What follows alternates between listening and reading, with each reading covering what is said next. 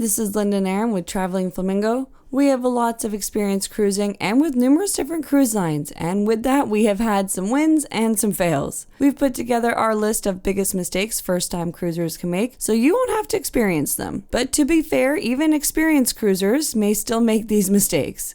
So here's a reminder to all of us, and all that and more coming right up.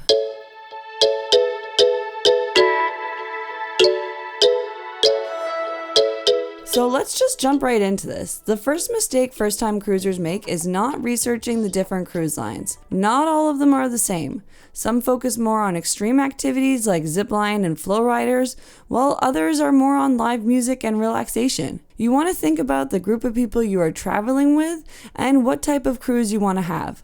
Are you looking to relax or try a bunch of different activities? The next mistake is flying in on the first day of your cruise. As we live in Canada, this is a huge risk for us, as often flights are delayed or canceled due to weather. As much as possible, flying in the day before gives you a little bit of buffer time and allows you to have less stress and try for drama-free. We always strive for drama-free.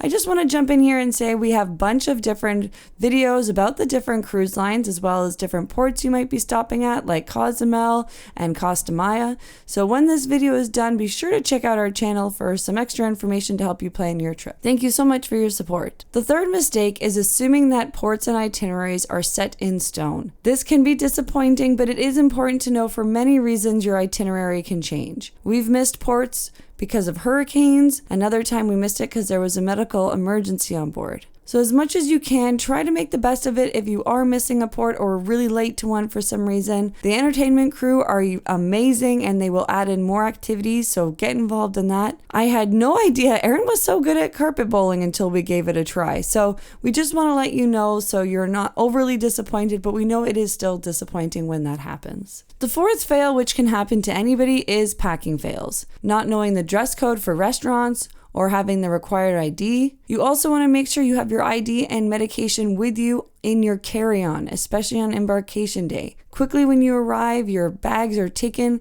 and they'll put them on the ship for you, and sometimes it can take a long time to get them back. So especially with medications and you don't want your bag to go missing, have them with you. It doesn't happen often, but yes, that can happen. Forgetting chargers is also common, and we find there aren't enough ports in the room, so we bring with us a multi-port charger and it just makes it a lot easier. Also, remember your sun protection and use it. Getting a bad sunburn on the first day can really put a damper on your cruise. We actually did this on our first cruise. We were so excited the first sea day. We were in the sun, we were in the water, and we all burnt terribly, and it is so painful. So remember to be reapplying that sunscreen and put in some shade time. The fifth mistake is not getting travel insurance. When Aaron got sick, we needed to cancel all of our travel. Some cruise lines were better than others, but we were really thankful to have purchased the travel insurance. Life can happen, so it's nice to be prepared. The sixth mistake first-time cruisers make is not exploring the cruise ship and researching what is free. I am all about the free stuff, and I love trying as much free dining as possible. You don't have to eat in the same restaurant every day. While sailing with Celebrity, we met a couple who didn't find out until the last night that they could eat and try different dining rooms. Also, there are tons of activities on board. The activities crew is amazing, as I said, and we have participated in table tennis tournaments, quarterback challenges. I'm just going to throw it out there. We actually won an archery challenge. Aaron did carry our team, but we won. It's a great opportunity to meet new people and have a bit of fun. Other cruise lines have rope course, mini putt, rock climbing, and other activities that are included. When my sister and I cruised, we are both super scared of heights, but we sort of challenged each other to do the rope course and we had an amazing time. And I'm happy to say that neither of us cried. So check out what's on board and see if you're interested in trying it. The seventh mistake is not budgeting for extra expenses. Yes, there is a lot included, but there are some things that cost more, like shore excursions, drinks, shopping, and specialty restaurants. All of these can add up. So it's good to keep in mind how much and where you want to budget that money. Thinking of the next big mistake is drink packages, and this can go either way. When we started cruising, we didn't get the drinks package. It wasn't actually a big deal back then, and we were shocked at how much it costs for a pop with dinner. So now we get the soda package for Aaron, which is far more affordable. Cruise lines also offer drink packages. that include alcohol, and they can run up to $100 a day. And some people see this as a challenge to get their money's worth. We'd have met a couple who overdid it on the first couple days and definitely made themselves sick and didn't actually remember too much. There is also a lot of benefit that it takes away from the surprise at the end of your cruise at what that bill's going to be.